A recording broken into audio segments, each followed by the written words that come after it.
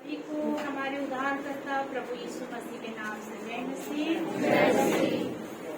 पीछे तक आवाज आ रही है क्योंकि अब पंखा लग गया ना, इसलिए काफी पंखे की आवाज से जो यहाँ पे जो बात जो बोल रहा है ना पीछे तक ठीक से कोई सुनाई नहीं है। हो सकता है अभी संदेश को हमें साउंड लगाना अच्छा है, सही आवाज पीछे तक पहुँचने के लिए।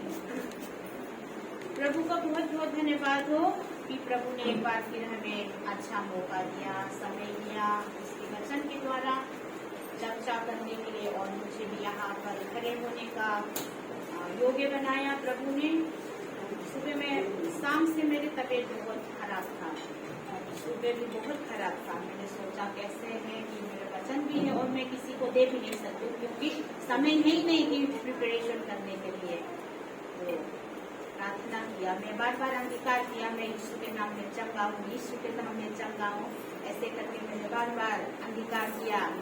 और एक सर दर्द तक मुझे भी खाया, मुझे थोड़ा लूज मोशन भी हो गया था, भी है और सर दर्द भी हो गया था।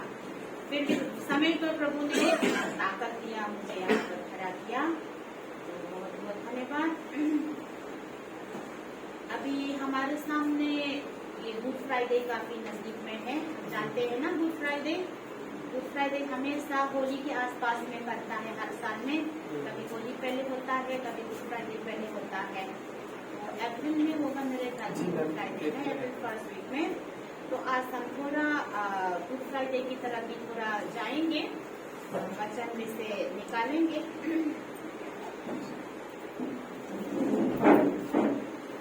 रोमियो 5:12 से पढ़ेंगे, काफी वचन में 20 में बताऊंगी। रोमियो 5:12 से लेके अभी फिलहाल पढ़ूंगी, 12 से लेके 14 तक पढ़ूंगी। रोमियो 5:12 से 14 तक पढ़ूंगी। अब जिस प्रकार एक मनुष्य के द्वारा पाप ने जगत में प्रवेश किया तथा पाप के द्वारा मृत्यु ने, उसी प्रकार मृत्यु सब मनुष्यों में फैल गई क्योंकि सब ने पाप किया। 13 क्योंकि व्यवस्था के दिए जाने तक पाप जगत में तो था, परंतु जहाँ व्यवस्था नहीं वहाँ पाप की गणना नहीं होती। तथापि मृत्यु ने आदम से लेकर मूसा तक शासन किया, यहाँ तक कि उन पर भी जिन्होंने आदम के अपराध के समान पाप नहीं किया था। आदम उसका प्रतीक था जो आने वाला था। प्रतीक समझ में आ रहा ना बहन लोग? ये थोड़ा दूसरा शब्द है ना जो हम बार बार इस्तेमाल नहीं करता। चीन हम दूसरी आसान भाषा में हम बोलेंगे चीन, जो आने वाला चीज को जो दर्शाता है उसी से हम पता चल जाता है। जैसे हम खड़े होता है कि हमारे छाया दिखता है, परछाई दिखता है, हम उसको भी कह सकते हैं। हम परछाई को देखते हैं तो इसका मतलब जरूर कुछ अच्छाई, कुछ मतलब असली है, तभी तो उसकी परछाई आता है। समझ में आ रहा है ना? जैसे कई बार हम धूप में खड़े होते, यहाँ पे मैंने हाथ लगाया तो पीछे मेरी परछाई है, हाथ का परछाई हम दिखता है क्योंकि हम असली में यहाँ खड़े हो, इसलिए परछाई दिखता है। और यहाँ पर आदम जो है, आने वाले आदम उसका प्रतीक था जो आने वाला था, आने वाला था उसकी प्रतीक। आदम जो है एक परछाई है, आने वाला कोई था, कोई आने वाला था, उसकी एक परछाई है, उसकी चीन है। उसको पहले हम दिमाग में रखेंगे और इसके आगे भी मैं वचन पढ़ूंगी, अभी मैं नहीं पढ़ूंगी। हम थोड़ा सा पाप के बारे में बात करेंगे आज। पाप क्या है, कहाँ से आया है, पाप का प्रतिफल क्या है, इस सबके बारे में थोड़ा सा हम बात करेंगे। पाप क्या है?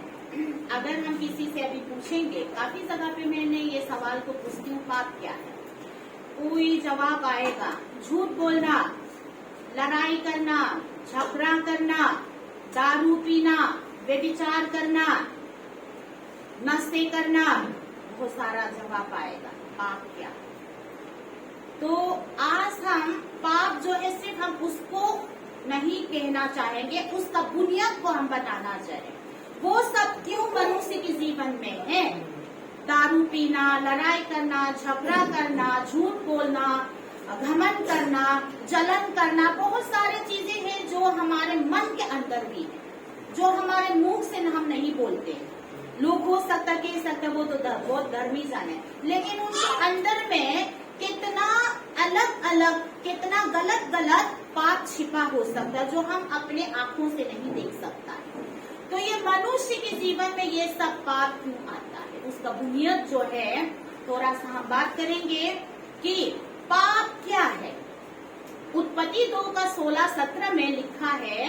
उत्पत्ति 2 का 16-17 में मैं नहीं पढ़ूंगी, मैं ऐसे बता देती हूँ। उत्पत्ति 2 का 16-17 में क्या कहा? परमेश्वर ने आदम से कहा, आदम हमारे पूर्वज है, हम सबके बाप आदम है।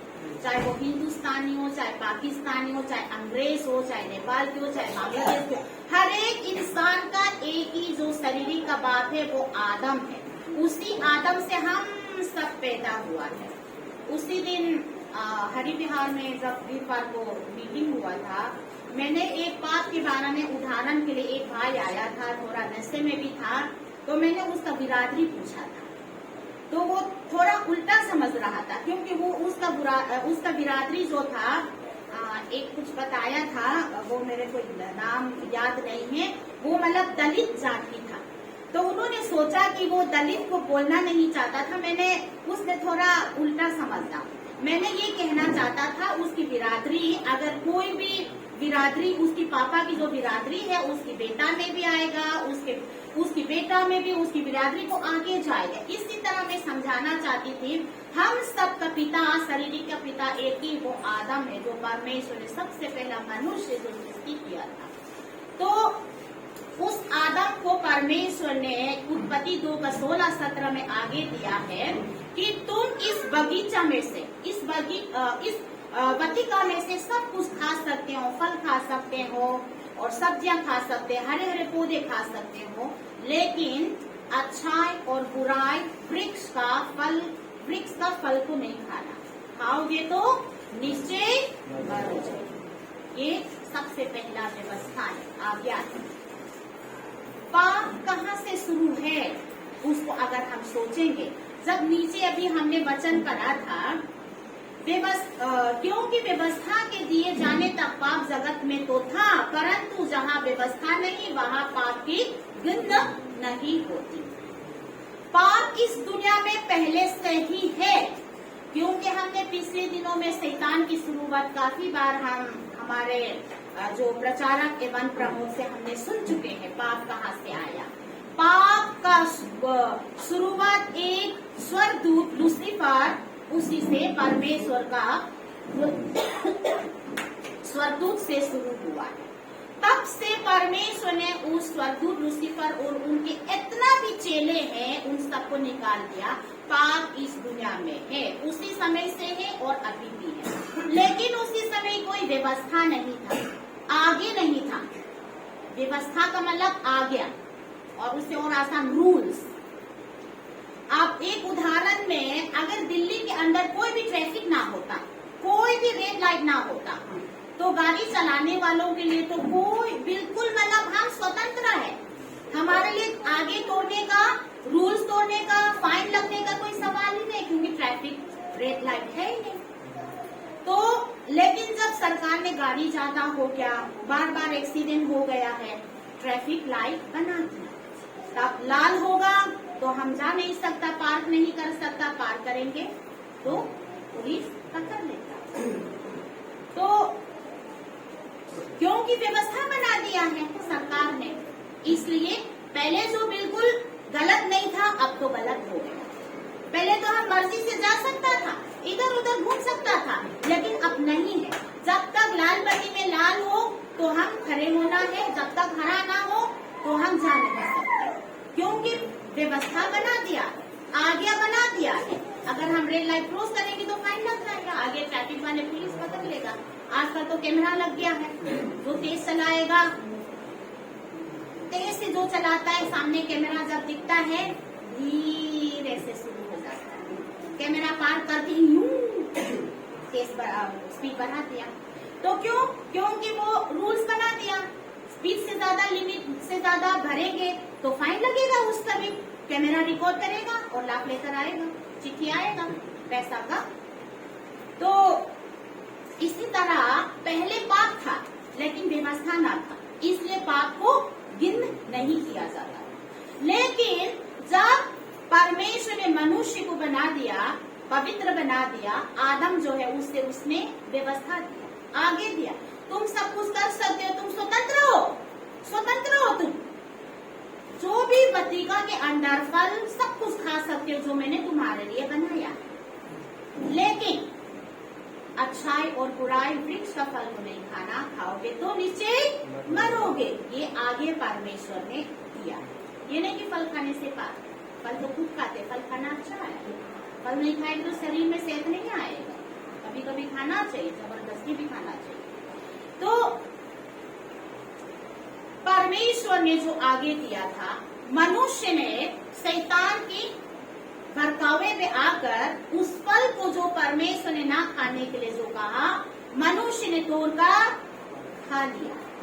तब से मनुष्य के जीवन में पाप आए। तब हम क्या कह सकते हैं? पाप क्या है? परमेश्वर की आज्ञा ना मानना पाप है।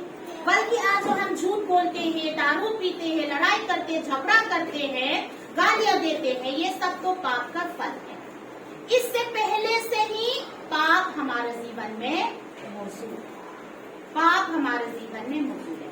आपके झूठ बोलने से पहले, आपकी लड़ाई करने से पहले, आपके दारू पीने से पहले, आप नशे करने से पहले, आपकी मूर्ति पूजा करने से पहले, पाप आपके जीवन में पहले से ही मौजूद है।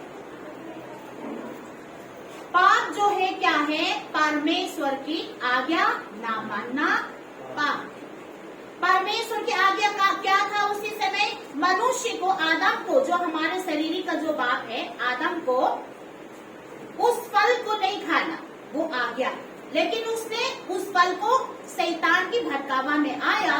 शैतान ने क्या बोला उनसे? खाओगे तो बुराई भी जानोगे, अच्छाई भी जानोगे और परमेश्वर की तरह बन जाओगे। इसलिए उसने परमेश्वर के आगे तोड़कर शैतान की बात को मानकर खा लिया। तब से मनुष्य के जीवन में पाप आया। उत्पत्ति 3:17 में जब हम देखेंगे तो परमेश्वर ने आदम से कहा, तुमने मेरे आगे को तोड़ दिया है, जो मैंने फल नहीं खाना है, तुमने अपने पत्नी की बात मानकर तुमने उस फल को खा लिया है, इसलिए तुम्हारे कारण पूरी दुनिया श्राप हो चुका है। तभी हमने यहाँ पर जिस प्रकार एक मनुष्य के द्वारा पाप जगत में आए, वही आदम के द्वारा पाप जगत में प्रवेश किया और क्या हुआ? पाप के द्वारा मृत्यु ने, और उसी प्रकार मृत्यु सब मनुष्यों में फैल गई। आज हम मृत्यु पाया, शारीरिक का मृत्यु। अगर हम मृत्यु के बारे में हम थोड़ा बात भी करेंगे तो आज हम शारीरिक का मृत्यु क्यों पाया? परमेश्वर ने हमको मरने के लिए नहीं बनाया, हमेशा उसकी आगे को मानकर जीने के लिए बनाया। लेकिन आगे नहीं माना, हमारे शरीर में भी मृत्यु हुआ। आज हम मरते हैं, ये सब पाप की वजह से। फिर हमको इसमें आएंगे। पाप क्या है? परमेश्वर की आज्ञा ना मानना पाप है। उस पाप की वजह से आज हमारे जीवन में पाप के फल निकलते हैं। अपने आप झूठ बोलना आता। कौन अपने बच्चे को झूठ बोलने के लिए सिखाते हैं? कौन चोरी करने के लिए सिखाते हैं? कोई भी नहीं। अपने आप आता है, अपने आप आता है झूठ बोलना, लड़ाई करना अपने आप आता है, क्योंकि वो उस पहले से ही उसका जीवन में पाप मौजूद पहले से। तो फिर क्या हुआ कि उस पाप की वजह से मनुष्य के जीवन में मृत्यु आई। मृत्यु में क्या होता है? एक तो शारीरिक का मृत्यु है और आत्मिक का मृत्यु है। जब भी परमेश्वर मृत्यु के बारे में बात करता है, मृत्यु का मतलब अलग होना। मृत्यु का मतलब है अलग होना। किससे? परमेश्वर से। शारीरिक का मृत्यु में क्या होता है? हमारे आत्मा और हमारे शरीर अलग होता है, तब हम शारीरिक की मृत्यु कहते हैं। आत्मिक का मृत्यु में हम क्या कहते हैं? हमारे आत्मा परमेश्वर से अलग हो, हमारे आत्मा में, हमारे जीवन में परमेश्वर की उपस्थिति नहीं रहा, वो आत्मिक का मृत्यु। जब उस आदम ने, उस हमारे जो बाप है, हमारे पूर्वज, उस आदम ने जब से परमेश्वर के आगे तोड़ा, मनुष्य के जीवन में परमेश्वर की उपस्थित खत्म हो गई। परमेश्वर और मनुष्य अलग अलग हो गया, आत्मा में अलग हो गया। पहले उसकी आत्मा में अलग हो गया परमेश्वर से, इसलिए शारीरिक में भी मृत्यु आई। आत्मा की मृत्यु हुई, इसलिए शारीरिक का भी मृत्यु हो गई। आत्मा की मृत्यु का मतलब परमेश्वर से अलग होना। और क्या है कि जैसे अभी हमने पाप के बारे में बात किया, बिरादरी। जैसे कोई भी, अगर यहाँ पर कोई आदमी है आपका, सबका अपना अपना बिरादरी होगा, कोई चौहान होगा, कोई चक्रवर्ती होगा, है ना, कोई तिवारी होगा। बाप तिवारी है तो बेटा भी तिवारी होगा, है ना। बाप चक्रवर्ती है तो बेटा भी चक्रवर्ती आएगा, है ना। क्या कहते हैं, आर्या।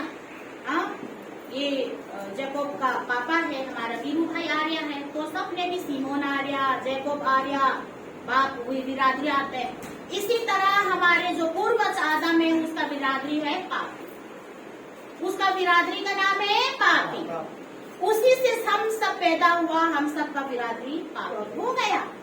चाहे झूठ बोले, अगर झूठ बोलना पाप गिनने जाती है, अगर दारू पीना पाप गिनने जाती है, मैं तो एक बार भी दारू भी नहीं पी। अगर व्यभिचार करना हम पापी गिनेंगे, तो व्यभिचार हमारे में से कोई भी शायद व्यभिचार भी नहीं की होगी। कोई तो झूठ भी नहीं बोलता है वैसे ही, तो वो धर्मी रहेगा, पापी नहीं होगा वो, है ना। इसलिए हमारे जो पाप कहाँ से आए, हम कैसे पापी बनना है, उसके बारे में हमें बहुत निश्चय होना जरूरी है। ये नहीं कि हमारे झूठ बोलने से, हमारे परमेश्वर को छोड़कर हमने मूर्ति के ऊपर पूजा कर, सिर्फ उसी से हम पापी नहीं बना। शुरू से ही हम पापी हैं, शुरू से हमें बचाव की कोई जरूरत है। चाहे हम झूठ ना बोले, चाहे हम दारू ना पिए, हम पापी। और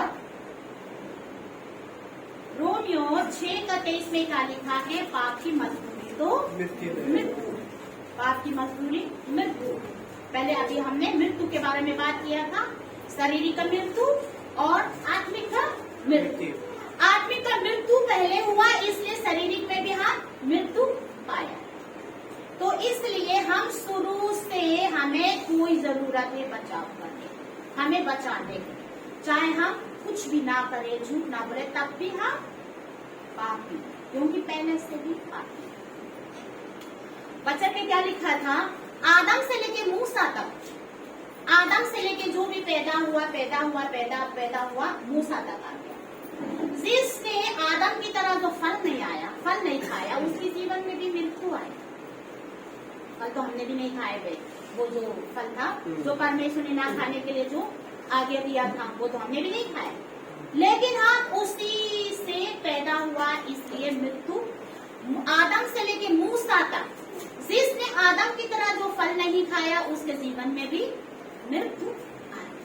कहने का मतलब, जिसने लड़ाई झगड़ा नहीं किया, जिसने झूठ भी नहीं बोला, जिसने व्यभिचार भी नहीं किया, हाँ मैंने मूर्ति पूजा भी नहीं किया, व्यभिचार भी नहीं किया, मैंने दारू भी नहीं पिया, मैं धर्मी हूँ, नहीं, वो भी उसका जीवन में मृत्यु आए। आदमी का मृत्यु आए, इसलिए शारीरिक का भी मृत्यु आए। इसलिए हमें उस मृत्यु से दोबारा जीवन देने के लिए कोई जरूरत है, उसको हम बताना चाहिए। हम अपने कंडीशन को, स्थिति को जानना जरूरी है। हम बचाने की जरूरत, हमको बचाने की जरूरत है, क्योंकि हम पाप की वजह से मृत्यु के अंदर, आत्मिक की मृत्यु और शारीरिक की मृत्यु। हाँ, उसमें भी मैं कुछ और कहना चाहूँ। शैतान मनुष्य के जीवन में, जिसके पास नींद है, अपने नींद को भगाए। गर्मी क्या हो रही है ना, इसलिए नींद आता है। तो शैतान क्या करता है, यहाँ चर्च में आने के बाद भी, हम मसीह के अंदर में आने के बाद भी, हमेशा आत्मिक को छोड़कर शारीरिक मृत्यु के बारे में हमेशा ध्यान करवाते हैं ज्यादा।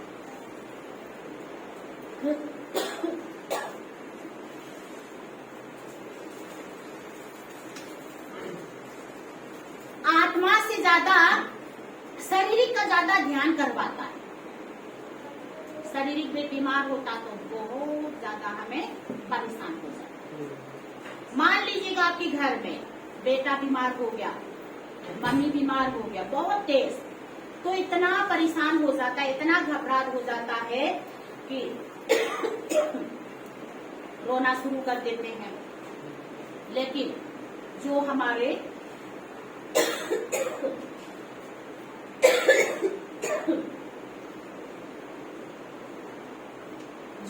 भाई, हमारे बहन, हमारे माँ बाप, हमारे कई रिश्तेदार आत्मा की मृत्यु में, आत्मा में मरे हुए, हम उसके लिए दुख नहीं देते, शैतान उसको छिपा देते। अपने सगे माँ जो अंधकार में रहे हैं, जैसे बार बार बोलने वाला बहन अपने आदमी के लिए बार बार बोलते ना, मैं बहुत दुखी हूँ। जो आत्मा में सच्ची आत्मा जो पाता है वो अपने परिवार के लिए चिंता होती है। खाने के बारे की बात नहीं कर रही, शारीरिक की बीमार की बात नहीं कर रही, आत्मिक चिंता है, अंधकार में जो रहे उसकी चिंता, क्योंकि शैतान ये छिपा देता है। हम लोगों के जीवन में भी होता है, विश्वासी के जीवन में हमेशा शैतान शारीरिक की चिंताओं में, खाने पीने में भी, बीमार में भी, चंगाई में भी, आत्मिक की चंगाई से ज्यादा शारीरिक की चंगाई में और ज्यादा हमारे दिमाग को क्या है खींच लेता। हाँ, हमारे आत्मिक की चंगाई के साथ साथ शारीरिक की चंगाई भी प्रभु जरूर करेगा, ये बात नहीं है, लेकिन हमें ज्यादा आत्मिक की चंगाई के बारे में ज्यादा क्या है जरूरी समझना है। उसके बाद वो जो पाप है, अभी हमने क्या बोला था, रोमियो 6:23 में पाप की मजदूरी तो मृत्यु है। हम आत्मिक में भी मृत्यु है, परमेश्वर से अलग है, और शारीरिक में भी हम मृत्यु पाए, और उस मृत्यु से हम कैसे बच सकते हैं। परमेश्वर का व्यवस्था है, इब्रानियों 9:22 में हम देखेंगे तो बिना लहू बहाए पाप की क्षमा नहीं हो सकती। इब्रानियों 9:22 में बिना लहू बहाए पाप की क्षमा नहीं हो सकता, क्योंकि हम सोच सकते हैं क्या जरूरी है, परमेश्वर हमारे पाप को ऐसे ही नहीं माफ कर सकता। जरूरी है अपने पुत्र यीशु मसीह को इस दुनिया में आना है, वो क्रूस पर अपने लहू बहाना है, जरूरी क्या है हम कह सकता है, लेकिन व्यवस्था में परमेश्वर के वचन है बिना लहू बहाए पाप की क्षमा नहीं हो सकता। तो लहू ही क्यों, तो फिर हम थोड़ा विचार करेंगे, लहू ही क्यों। लहू इंसान का जान है, लहू इंसान का जान है। उसके बारे में लेविटिकस क्या बोलता है, लेवी व्यवस्था, विवरण, लेवी व्यवस्था, वो तो ड्यूटरोनॉमी है। अच्छा हाँ, लेविटिकस 17:11, कोई मेरे लिए जोर से पढ़िए, लेविटिकस 17:11 में लिखा है, क्योंकि शरीर का प्राण लहू में रहता है, और उसको मैंने तुम लोगों को वेदी पर चढ़ाने के लिए दिया है कि तुम्हारे प्राणों के लिए प्रायश्चित किया जाए, क्योंकि प्राण के कारण लहू ही से प्रायश्चित होता है। बहुत बहुत धन्यवाद। लहू इंसान का प्राण है, मैंने इस प्राण को, इस लहू को वेदी पे चढ़ाने के लिए ही मैंने रखा है, ताकि जब तुम पुराने समय में यीशु मसीह इस दुनिया में आने से पहले परमेश्वर ने मूसा से व्यवस्था दिया है कि कोई किसी ने पाप किया है, कोई किसी को क्षमा मांगना है, क्षमा पाना है, तो कोई बकरा का, कोई बछड़ा का या तो कबूतर का, इनकी खून वेदी में लिया जाता है। उसकी खून निकाल कर पूरी पवित्र स्थान को छींकता है उस खून से, और उस खून से पाप की क्षमा होने के लिए। लेकिन खून ही क्यों चुना परमेश्वर ने, मैंने बहुत विचार किया। तब लेविटिकस 17:11 में अभी हमने क्या पढ़ा, खून मनुष्य की प्राण है। जब आपके शरीर में खून नहीं है तो आपके प्राण चला जाएगा, है ना। खून से ही तो हम जीते हैं, खून की कमी है तो डॉक्टर ऑपरेशन भी नहीं करेगा। मनुष्य के जीवन में कम से कम कितना खून होना चाहिए, 15 यूनिट शायद, 15 यूनिट तो होना जरूरी है। 15 यूनिट मतलब लीटर मनुष्य के जीवन में। खून अगर ज्यादा बह गया है तो इंसान इंसान का प्राण चला जाता है। यीशु मसीह ने अपना खून दिया, मतलब अपना प्राण दिया है हमारे लिए। खून जीवन है, खून मनुष्य के प्राण है। तब मैंने बहुत विचार किया, परमेश्वर ने लहू ही क्यों चुना? कुछ भी तो कर सकता था, कुछ भी तो चुन सकता था। बिना लहू बहाए पाप का क्षमा नहीं हो सकता। बिना लहू के इंसान का प्राण नहीं है। शरीर में भी, हमारे शरीर में भी। मेरे भाभी थी, छोटी भाभी, सगी भाभी, उसकी दूसरी बच्चा है। जब होते समय घर में हुआ था उसकी डिलीवरी, तो कुछ न कुछ तो गड़बड़ हो गया होगा। नर्स जिसको बुलाया है उसने थोड़ा मांस को शायद निकालते वक्त ज्यादा निकाल दिया होगा, खून निकल गया बहुत ज्यादा। बोलते बोलते वो चले गए, अपने बच्चे का शकल भी नहीं देख पाए, बोलते बोलते चले गए। वो बच्चा आज बड़े हो गया, हम लोगों ने पाला, मेरी मम्मी ने पाला, अब एमए कर चुके हैं। मतलब उसकी शरीर में खून सब चले गए, धीरे धीरे धीरे खून चले गए और वो बोलते बोलते प्राण भी चले गए। खून इंसान का प्राण है। तो मुझे बहुत अच्छा लगा यहाँ पर यीशु मसीह ने अपना लहू बहाया, यानी खून, यानी प्राण दिया उसने हमारे। जब जो हम मृत्यु, मैंने क्या कहा था, हमारे झूठ बोलने से पहले ही, हमारे लड़ाई झगड़ा करने से पहले ही हम मृत्यु हो चुका है। हम मृत्यु हो चुका, हम पापी हो चुका है, यानी परमेश्वर से अलग हो चुका है। उस मृत्यु को दोबारा जान देने के लिए यीशु ने अपने खून बहाया, अपने लहू दिया, ताकि लहू का मतलब प्राण। अब यीशु मसीह ने ये पुराना समय में, ये पुराने नियम में व्यवस्था में हम देखेंगे तो मूसा के द्वारा परमेश्वर ने जब व्यवस्था दिया है, तुम बिल्कुल खून को नहीं खाना। जो भी इंसान, जो मीट मांस खाते उसको भी खून के साथ नहीं खाएगा। इसलिए ये हमारे जो मुसलमान भाई लोग ने पुराना नियम को बहुत अच्छा से माना। खून को पहले काटेगा, उसकी लहू बहाएगा, तब उसको काट के खाते हैं।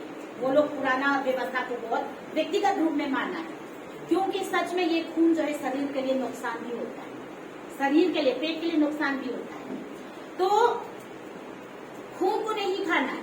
लेकिन जब यूहन्ना में हम देखेंगे यीशु मसीह ने कहा, क्या बोला, जो मेरे मांस को नहीं खाएगा और मेरे लहू को नहीं पिएगा, वो उसके पास अनंत जीवन नहीं हो सकता। जो मेरे मांस को नहीं खाएगा और मेरे लहू को नहीं पिएगा, तो अनंत जीवन उसके पास नहीं हो सकता, मतलब उसके पास जीवन नहीं हो सकता। तो लोग उसको सुनकर कंफ्यूज हो गया। पुराना नियम में, व्यवस्था में तो परमेश्वर ने वचन व्यवस्था दिया था, खून को नहीं पीना, जानवर से भी खून के साथ नहीं खाना। अब वो बोलने लगे कि वो मेरे खून जो नहीं पिएगा और मेरे मांस नहीं खाएगा, उसके पास अनंत जीवन नहीं है। कंफ्यूज हो गया है, कंफ्यूज होने वाला बात भी है। तो इसलिए उन्होंने कहा ये परमेश्वर का पुत्र हो ही नहीं सकता, वो नहीं हो सकता, परमेश्वर की ओर से आया। तो बहुत लोग, वचन में यूहन्ना में हम पढ़ेंगे, तो बहुत लोग पीछे हट भी गया उसी समय से, दोबारा वापस नहीं आया। यीशु मसीह के चेलों में से बहुत लोग पीछे हट गए, ये तो हमको खून पीने के लिए सिखाया। आज ये वचन को पढ़ते हैं तो बहुत लोग ये सवाल भी पूछते, खून पीने के लिए? पहले हमने क्या बोला, खून क्या है? प्राण है।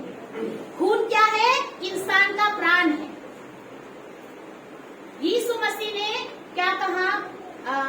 यूहन्ना 6:63, तो एक बार मैं पढ़ती हूँ। सुसमाचार यूहन्ना 6:63 में लिखा है, आत्मा ही है जो जीवन देता है, आत्मा ही है जो जीवन देता है, शरीर से कुछ लाभ नहीं। जो जीवन मैंने तुमसे, जो वचन मैंने तुमसे कहे हैं, वे आत्मा और जीवन है, आत्मा और जीवन है। अब हम उस प्राण में आएंगे। यीशु ने फिर क्या बोला? आत्मा ही है जो जीवन देता है। मतलब उसने क्या बोला? जो मेरे खून को नहीं पिएगा, कहने का मतलब जिसने मेरे आत्मा को नहीं पाएगा, क्योंकि खून ही आत्मा है, खून ही प्राण है। आगे समझने जो जोर जो है, ये नहीं कि लहू पियो। लहू क्या है? प्राण है। प्राण क्या है? आत्मा है। आत्मा ही है जो जीवन देता है। यीशु का कहने का मतलब, जो जिस व्यक्ति ने मेरे आत्मा को नहीं यीशु मसीह ने क्या कहा, मैं पिता के पास जाऊंगा और तुम्हारे लिए पवित्र आत्मा भेजूंगा, पवित्र आत्मा भेजूंगा। जिसके पास पवित्र आत्मा नहीं है उसके पास अनंत जीवन नहीं है। कहने का मतलब ये है।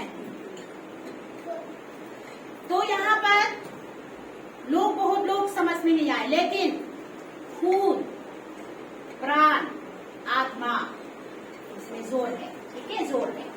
तो बहुत लोग, अगर आपसे कहीं किसी ने सवाल भी कह सकता है, अरे आपका यीशु ने तो बोला मेरे खून जो नहीं पिएगा, खून पीने वाला कैसे भगवान हो सकता है? तो कहने का मतलब ये क्या है, जो मेरे खून को नहीं पिएगा, जो मेरे आत्मा को नहीं पाएगा, जो मुझको ग्रहण नहीं किया, कहने का मतलब ये। और अंदर से हम बोलेंगे, जो मेरे आत्मा को नहीं पाएगा उसका जीवन में, उसके पास अनंत जीवन नहीं है, क्योंकि आत्मा ही है जो जीवन देता है, और जीवन प्राण उसी को खून से आता है। खून हमारे प्राण है। यीशु मसीह का लहू हमारे लिए प्राण है। यीशु मसीह का लहू हमारे लिए आत्मा है। जो हमको पवित्र आत्मा देता वो ही यीशु मसीह का लहू है। अगले संडे हम प्रभु को करना है। यीशु मसीह ने क्या बोला, मुझे याद करने के लिए इसको किया कर, मैंने तुम्हारे लिए अपने लहू बहाया, अपने मांस को दिया, इसको याद करने के लिए किया कर। जब हम प्रभु भोज करते हैं, हाँ यीशु मसीह का लहू मैंने पिया, मतलब उसकी आत्मा मेरे अंदर है। एक चीज होने के लिए, एक अंगीकार के लिए हम प्रभु भोज खाते हैं। तो इसलिए यीशु मसीह ने अपने लहू बहाया, परमेश्वर ने लहू को ही चुना हमको दोबारा जीवन देने के लिए, क्योंकि लहू से प्राण होता है। यीशु मसीह के लहू से एक हमारे शरीर का जो प्राण है वो भी लहू के द्वारा होता है। जब शरीर में लहू नहीं है तो इंसान का प्राण चला जाता है। इसी तरह हमारे आत्मा में दोबारा प्राण होने के लिए यीशु मसीह ने अपने लहू बहाया। यीशु मसीह ने अपना लहू बहाकर दोबारा हमको प्राण दिया। यीशु मसीह मरा तभी तो जी उठा, मरेंगे नहीं तो जी कैसे उठेगा? जो मरा इसलिए वो दोबारा जी उठा, ताकि हमको दोबारा प्राण देने के लिए। यीशु मर चुके हैं, अपने लहू बहा चुके हैं, उसने हमको अपना प्राण दे चुके हैं, आपके पास दे चुके हैं। बस आपको क्या करना है, अपनाना है। ठीक है, यीशु के लहू के द्वारा हमको प्राण मिला है, इसलिए इसको मूल्य समझेंगे। लहू भी इंसान का प्राण है, शारीरिक में भी। इसी तरह यीशु मसीह का लहू हमारे लिए प्राण है। उस मृत्यु से जो आदम से, जो हमारी बिरादरी पहले हमने बोला था पापी है, पाप का मजदूरी मृत्यु है, तो इसका मतलब हम मृत्यु के अंधकार में से दोबारा प्राण देने के लिए यीशु मसीह ने अपने लहू बहाया, गला गया और तीसरा दिन जी उठा है, ताकि हमको प्राण भी अनंत काल तक भी जीवन देने के लिए। ठीक है, इतना मैं कहना चाहूंगी। प्रभु आप सबको आशीष दे। ठीक है, आपके लिए मैं छोटी सी प्रार्थना करूंगी।